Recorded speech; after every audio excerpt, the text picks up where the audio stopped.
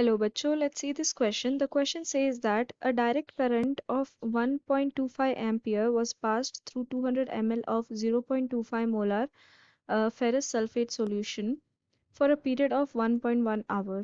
The resulting solution in cathode chamber was analyzed by titrating against acidic KMnO4 solution. 25 ml permanganate solution was required to reach the end point. Determine the molarity of KMnO4 solution. तो इस question में हमें बोला गया है कि एक direct current कितने एम्पियर का 1.25 एम्पियर का हमने पास करा थ्रू फेरस सल्फेट सॉल्यूशन। कितना था? 200 ml of 0.25 molar.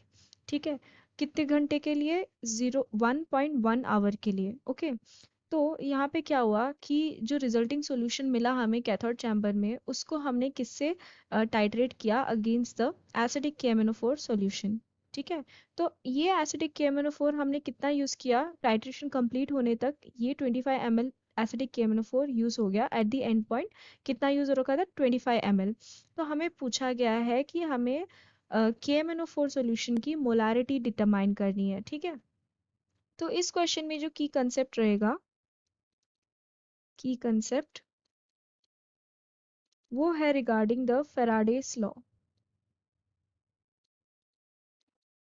Faraday's law, तो यहाँ पे क्या करना है कि according to Faraday's law we know that charge is equal to current into time. ठीक है, which will also be equal to n into f.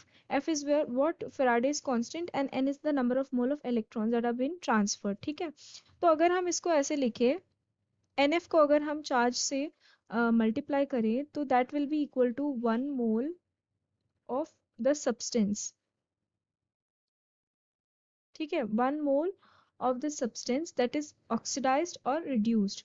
तो अगर हम यहाँ पे number of moles of that substance find out करने की कोशिश करें तो यहाँ पे आ जाएगा n is equal to I T divided by F. इस इक्वेशन से वो आया है। ठीक है, तो अगर हम यहाँ पे वैल्यू लिख दें तो करंट कितना पास हुआ?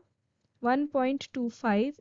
टाइम कितना दिया है? 1.1 आवर। इसको हम कन्वर्ट कर देंगे सेकेंड में इंटू 60 करके। एंड फेराडेस कांस्टेंट की वैल्यू कितनी होती है? 96,500। तो इसकी वैल्यू कितनी आ गई? 0.0513 मोल्स।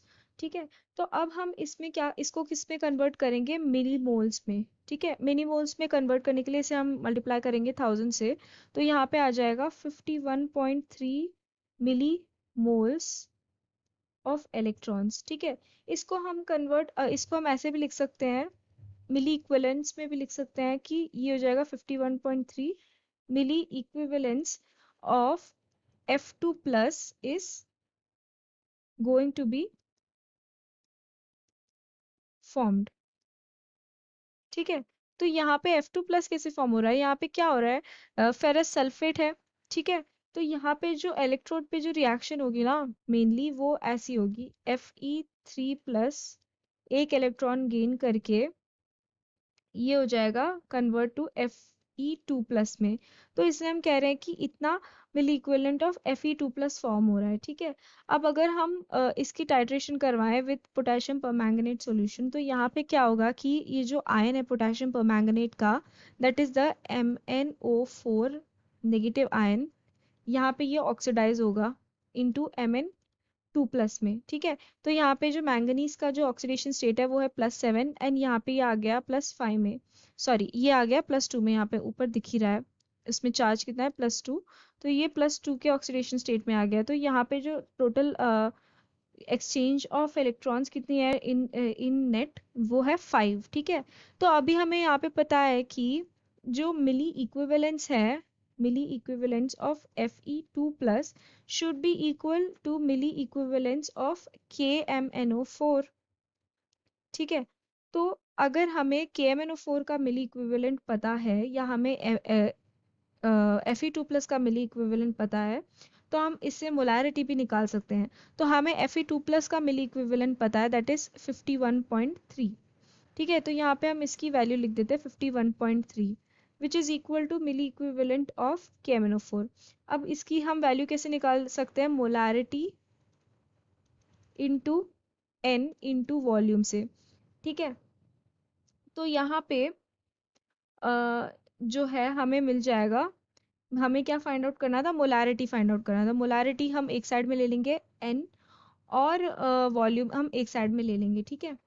तो वॉल्यूम हमें कितनी यूज की थी इन्होंने, 25 ml, तो यहाँ पे वॉल्यूम आ जाएगी 25 ml।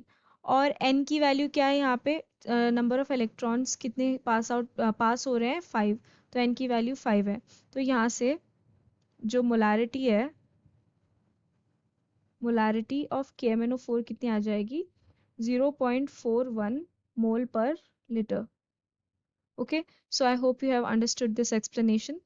Best of luck.